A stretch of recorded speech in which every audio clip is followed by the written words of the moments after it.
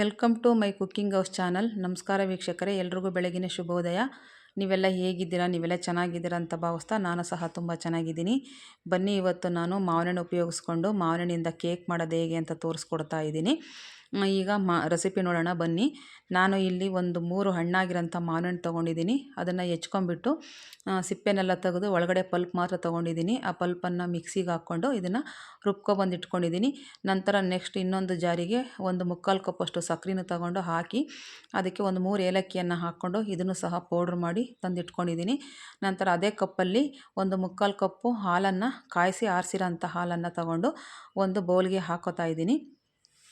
ನಂತರ ಅದೇ ಕಪ್ಪಲ್ಲಿ ಒಂದು 1/4 ಕಪ್ಪಷ್ಟು ನಾನು ಕೊಬ್ಬರಿ ಎಣ್ಣೆನ ಹಾಕ್ತಾಯಿದ್ದೀನಿ. ನಾನು ಮನೆಯಲ್ಲಿ ಕೊಬ್ಬರಿ ಎಣ್ಣೆ ಉಪಯೋಗಿಸೋದು, ಹಾಗಾಗಿ ಕೊಬ್ಬರಿ ಎಣ್ಣೆ ಹಾಕ್ತಾಯಿದ್ದೀನಿ. ನೀವು ಬೇಕಿದ್ರೆ ಸನ್ಫ್ಲವರ್ ಆಯಿಲ್ ಉಪಯೋಗಿಸ್ಕೋಬೋದು, ತುಪ್ಪ ಉಪಯೋಗಿಸ್ಕೋಬೋದು, ಬೆಣ್ಣೆ ಕರಗಿಸಿರೋದಾದ್ರೂ ಉಪಯೋಗಿಸ್ಕೋಬೋದು. ನಾನಿಲ್ಲಿ ಕೊಬ್ಬರಿ ಎಣ್ಣೆನೇ ಹಾಕ್ತಾಯಿದ್ದೀನಿ. ಒಂದು 1/4 ಬಟ್ಲು ಹಾಕ್ಕೊಬೇಕು. ಅದೇ ಬಟ್ಲಲ್ಲಿ ಹಾಕ್ಕೊಂಡು ಇದನ್ನು ಇಲ್ಲಿ ನಾವು ಮಿಕ್ಸಿನಲ್ಲಿ ಪೌಡ್ರ್ ಮಾಡ್ಕೊಂಬಂದಿರೋಂಥ ಸಕ್ಕರೆ ಪೌಡರ್ ಸಹ ಇದಕ್ಕೆ ಸೇರಿಸ್ಕೊಂಬಿಟ್ಟು ಚೆನ್ನಾಗಿ ಮಿಕ್ಸ್ ಮಾಡ್ಕೊಬೇಕು. ಈ ಸಕ್ಕರೆ ಎಲ್ಲ ಚೆನ್ನಾಗಿ ಕರಗಿ ಹಾಲು ಮತ್ತು ಎಣ್ಣೆ, ಈ ಸಕ್ಕರೆ ಪೌಡರೆಲ್ಲ ಚೆನ್ನಾಗಿ ಬ್ಲೆಂಡ್ ಆಗಬೇಕು. ಇದನ್ನೊಂದು 10-15 ನಿಮಿಷ ಚೆನ್ನಾಗಿ ಸ್ಟಿರ್ ಮಾಡ್ಕೊಬೇಕು. ನೀವು ಎಷ್ಟು ಚೆನ್ನಾಗಿ ಸ್ಟಿರ್ ಮಾಡ್ತೀರೋ ಅಷ್ಟು ಚೆನ್ನಾಗಿ ಕೇಕು ಫ್ಲಫಿಯಾಗಿ ಬರುತ್ತೆ. ಹಾಗಾಗಿ ನೀವು ಚೆನ್ನಾಗಿ ಒಂದು 10 ನಿಮಿಷ ಚೆನ್ನಾಗಿ ಸ್ಟಿರ್ ಮಾಡ್ಕೊಳ್ಳಿ. ಆಮೇಲೆ ಇಲ್ಲಿ ನಾನು ರುಬ್ಕೊಂಬಂದಿರೋಂಥ ಮಾವಿನಹಣ್ಣು ಪಲ್ಪನ್ನು ಸಹ ಅಷ್ಟೇ ಅದೇ ಬಟ್ಲಲ್ಲಿ ಒಂದು ಬಟ್ಲನ್ನು ಸೇರಿಸ್ಕೊತಾ ಇದ್ದೀನಿ. ಎಲ್ಲನೂ ನಾನು ಅದೇ ಬಟ್ಲಲ್ಲಿ ಅಳತೆ ತೊಗೋತಾ ಇದ್ದೀನಿ. ಹಾಗಾಗಿ ನೀವು ಯಾವುದರಲ್ಲಿ ತೊಗೋತಿರೋ ಅಳತೆ, ಆ ಅಳತೆನಲ್ಲಿ ನಾನು ಹೇಳಿರೋಂಥ ಅಳತೆ ಪ್ರಕಾರ ನೀವು ಹಾಕ್ಕೊಂಡು ಮಾಡಿದರೆ ಚೆನ್ನಾಗಿ ಬರುತ್ತೆ ಕೇಕು.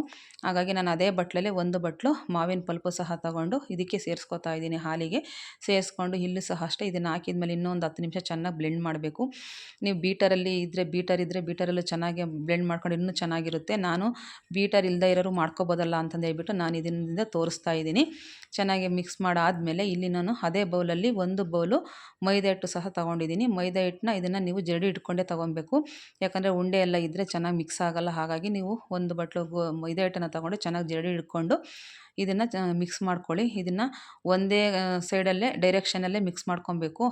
ಆ ಕಡೆ ಈ ಕಡೆ ಒಂದ್ಸರಿ ಮಿಕ್ಸ್ ಮಾಡ್ಕೊಬಾರ್ದು. ಈ ಥರ ಒಂದೇ ಕಡೆ ಡೈರೆಕ್ಷನಲ್ಲೇ ಚೆನ್ನಾಗಿ ಮಿಕ್ಸ್ ಮಾಡ್ಕೊಳ್ಳಿ. ಇದನ್ನೊಂದು 5 ನಿಮಿಷ ಚೆನ್ನಾಗಿ ಅದರಲ್ಲಿ ಮಿಕ್ಸ್ ಆಗಬೇಕು. ಚೆನ್ನಾಗಿ ಮಿಕ್ಸ್ ಮಾಡ್ಕೊಂಡ್ರೆ ಇದು ಹಿಟ್ಟು ಸ್ವಲ್ಪ ಹಗುರ ಆಗುತ್ತೆ. ಅಲ್ಲೇವರೆಗೂ ಮಿಕ್ಸ್ ಮಾಡ್ಕೊಬೇಕು. ಮಿಕ್ಸ್ ಮಾಡ್ಕೊಂಡಾದಮೇಲೆ ಇದಕ್ಕೇನೆ ನಾನು 1 ಸ್ಪೂನಷ್ಟು ಬೇಕಿಂಗ್ ಪೌಡರು, ಅರ್ಧ ಸ್ಪೂನಷ್ಟು ಬೇಕಿಂಗ್ ಸೋಡಾ ಹಾಕ್ತಾಯಿದ್ದೀನಿ. ಬೇಕಿಂಗ್ ಸೋಡಾ ನಾವು ಮಾಮೂಲಿ ಅಡುಗೆಗೆ ಉಪಯೋಗಿಸೋವಂಥದ್ದು. ಬೇಕಿಂಗ್ ಪೌಡರ್ ಅಂದರೆ ಕೇಕ್ಗಳಿಗೆ, ಬನ್ಗಳಿಗೆಲ್ಲ ಉಪಯೋಗಿಸ್ತಾರೆ ಅದು. ಇದು ಮಾರ್ಕೆಟಲ್ಲಿ ಸಿಗುತ್ತೆ, ಅಂಗಡಿಗಳಲ್ಲೆಲ್ಲ ಕೇಳಿದ್ರೆ ಸಿಗುತ್ತೆ. ಅದನ್ನು ನಾನು ಹಾಕ್ತಾಯಿದ್ದೀನಿ. 1 ಸ್ಪೂನಷ್ಟು ಬೇಕಿಂಗ್ ಪೌಡರು, 1 ಸ್ಪೂನಷ್ಟು ಬೇಕಿಂಗ್ ಸೋಡಾ, ಅರ್ಧ ಸ್ಪೂನಷ್ಟು ಬೇಕಿಂಗ್ ಸೋಡಾನ ಹಾಕ್ಕೊಂಡು ಅದನ್ನು ಹಾಕಿದ ಮೇಲೆ ಜಾಸ್ತಿ ಮಿಕ್ಸ್ ಮಾಡಬಾರ್ದು. ಯಾಕಂದರೆ ಅದು ಫ್ಲಫಿನೆಸ್ ಹೊರಟೋಗ್ಬಿಡುತ್ತೆ. ಹಾಗಾಗಿ ಇದು ಪೌಡರ್ ಹಾಕಿದ ಮೇಲೆ ಸುಮ್ಮನೆ ಮೇಲ್ಗಡೆ ಒಂದು ಸ್ವಲ್ಪ ಅದಕ್ಕೆಲ್ಲ ಮಿಕ್ಸ್ ಆಗಂಗೆ ಮಿಕ್ಸ್ ಮಾಡ್ಕೊಬೇಕು ಅಷ್ಟೇನೆ.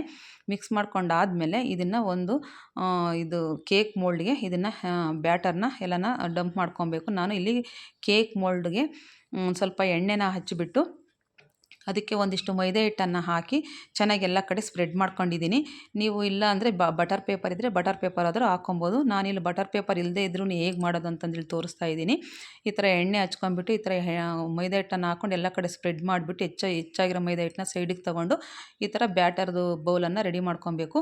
ಈ ರೆಡಿಯಾಗಿರೋಂಥ ಬೌಲ್ಗೆ ನಾವು ರೆಡಿ ಮಾಡಿರೋಂಥ ಕೇಕ್ ಬ್ಯಾಟರ್ನ ಇದಕ್ಕೆ ಹಾಕ್ಕೊಬೇಕು.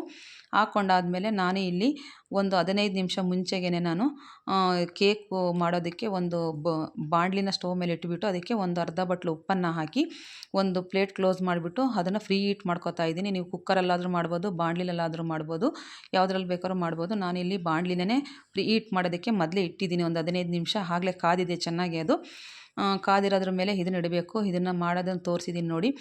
ಒಂದು ಬಾಣಲಿ ಇಟ್ಬಿಟ್ಟು ಸ್ಟವ್ ಮೇಲೆ ಇದನ್ನು ಕೇಕ್ಗೆ ಬೇಯೋದಕ್ಕೆ ಒಂದು ಅರ್ಧ ಬಟ್ಲಷ್ಟು ಉಪ್ಪನ್ನು ಹಾಕಿ ಪ್ಲೇಟ್ ಮುಚ್ಚಿ ಒಂದು 15 ನಿಮಿಷ ಇದನ್ನು ಮುಂಚೆಗೆ ಫ್ರೀ ಹೀಟ್ ಮಾಡ್ಕೊಂಡಿರಬೇಕು. ನಾನು ಫ್ರೀ ಹೀಟ್ ಮಾಡ್ಕೊಂಡಿದ್ದೀನಿ. ಅದ್ರ ಮೇಲೆ ಇದನ್ನು ಕೇಕ್ ಬ್ಯಾಟರ್ನ ಇಟ್ಬಿಟ್ಟು ಒಂದು ಪ್ಲೇಟ್ ಕ್ಲೋಸ್ ಮಾಡಿಬಿಟ್ಟು ಇದನ್ನು ಒಂದು 45 ನಿಮಿಷ ಸಣ್ಣ ಉರಿನಲ್ಲೇ ಬೇಯಿಸ್ಕೊಬೇಕು. ಜೋರು ಉರಿ ಮಾಡಬಾರ್ದು, ಇಲ್ಲಾಂದರೆ ಸೀದೋಗ್ಬಿಡುತ್ತೆ. ಸಣ್ಣ ಉರಿನಲ್ಲೇ ಅದನ್ನು 45 ನಿಮಿಷ ಬೇಯಿಸ್ಕೊಂಡು ಒಂದು ಕಡ್ಡಿ ಟೂತ್ ಪಿಕ್ಕನ್ನು ಚುಚ್ಚಿ ನೋಡಿದರೆ ಅದಕ್ಕೇನು ಅಂಟ್ಕೊಳ್ಳಿಲ್ಲ ಅಂದರೆ ಬೆಂದಿದೆ ಅಂತ ಕೇಕು. ಆ ಥರ ಟೆಸ್ಟ್ ಮಾಡಿಬಿಟ್ಟು ನೀವು ಸ್ಟವ್ನ ಆಫ್ ಮಾಡಿಕೊಂಡು ಅದನ್ನು ತಂದು ಒಂದು 10 ನಿಮಿಷ ಹಾಗೆ ಬಿಟ್ಬಿಡಬೇಕು. ಬಿಸಿಯೆಲ್ಲ ಆರಬೇಕು. ಇಲ್ಲಾಂದರೆ ಬಿಸಿ ಆರೋದಕ್ಕಿಂತ ಮುಂಚೆ ಕಟ್ ಮಾಡೋಕ್ಕೋದ್ರೆ ಕೇಕ್ ಶೇಪೆಲ್ಲ ಹೊರಟೋಗುತ್ತೆ. ಒಂದು 10 ನಿಮಿಷ ಆರೋದಕ್ಕೆ ಬಿಟ್ಬಿಟ್ಟು ಎಲ್ಲ ಕೇಕ್ ಆರಿದ ಮೇಲೆ ನಾನು ಈ ಥರ ಮಧ್ಯಕ್ಕೆ ಕಟ್ ಮಾಡಿಕೊಂಡು ಇಲ್ಲಿ ನಾನು ಮೊದಲೇ ಮಾವಿನ ಪಲ್ಪ್ ರುಬ್ಕೊಬಂದಿರೋದಕ್ಕೆ 1-2 ಸ್ಪೂನಷ್ಟು ಬೆಲ್ಲನೂ ಸಹ ಸೇರಿಸ್ಕೊಂಡು ಇದಕ್ಕೆ ಹಾಕ್ತಾಯಿದ್ದೀನಿ. ಇಲ್ಲ ಅಂದರೆ ನೀವು ಬೇಕಿದ್ರೆ ಇದಕ್ಕೊಂದು ಶುಗರ್ ಸಿರಪ್ ಮಾಡಿಕೊಂಡು ಶುಗರ್ ಸಿರಪ್ ಎಲ್ಲ ಹಾಕ್ಕೊಂಡ್ಬಿಟ್ಟು ಹೊರಗಡೆ ಕ್ರೀಮ್ ಸಿಗುತ್ತೆ ಇದಕ್ಕೆ ಕೇಕ್ಗೆ ಹಾಕೋ ಕ್ರೀಮನ್ನು ತಂದು ಸ್ಪ್ರೆಡ್ ಮಾಡ್ಕೊಬೋದು. ನಾನಿಲ್ಲಿ ಮಾವಿನ ಹಣ್ಣು ಕೇಕ್ ಮಾಡೋದ್ರಿಂದ ನನಗೆಲ್ಲ ಕ್ರೀಮೆಲ್ಲ ಬೇಡ ಅಂತಂದೇಳ್ಬಿಟ್ಟು ಇದನ್ನೇ ನಾನು ಹಾಕ್ತಾಯಿದ್ದೀನಿ. ರಿಯಲ್ ಮ್ಯಾಂಗೋ ಫ್ಲೇವರೇ ಇರಲಿ ಅಂತಂದೇಳ್ಬಿಟ್ಟು ಮ್ಯಾಂಗೋ ಪಲ್ಪನ್ನು ಇದಕ್ಕೆಲ್ಲ ಹಾಕ್ಕೊಂಡು ಸ್ಪ್ರೆಡ್ ಮಾಡಿ ಅದ್ರ ಮೇಲೆ ಗೋಡಂಬಿ ಮತ್ತು ಬಾದಾಮಿನ ಚಾಪ್ ಮಾಡ್ಕೊಂಡಿರೋದನ್ನ ಸಹ ಸ್ಪ್ರಿಂಕಲ್ ಮಾಡ್ತಾಯಿದ್ದೀನಿ.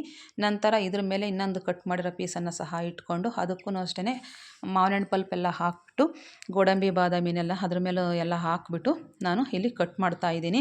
ಯಾಕಂದರೆ ಇದನ್ನು ನಾನು ಮನೆಯಲ್ಲೇ ಮಾಡಿರೋದ್ರಿಂದ ಮನೇಲಿ ಮಾಡಿರೋಂಥ ಟೇಸ್ಟ್ ಸಿಗಬೇಕು, ಹೆಲ್ದಿಯಾಗಿರಬೇಕು ಅಂತೇಳ್ಬಿಟ್ಟು ಮಾಡ್ತಾಯಿದ್ದೀನಿ. ಒಂದು ಮಾವಿನ ಹಣ್ಣು ಸೀಸನಲ್ಲಿ ಮಾವಿನ ಹಣ್ಣು ಕೇಕ್ ಮಾಡಿರೋದ್ರಿಂದ ಮಾವಿನ ಹಣ್ಣು ರಿಯಲ್ಲು ಫ್ಲೇವರ್ ಸಿಗಲಿ ಅಂತ ಹೇಳ್ಬಿಟ್ಟು ನಾನು ಮಾವಿನ ಹಣ್ಣು ಪಲ್ಪನ್ನು ಹಾಕ್ತಾಯಿದ್ದೀನಿ.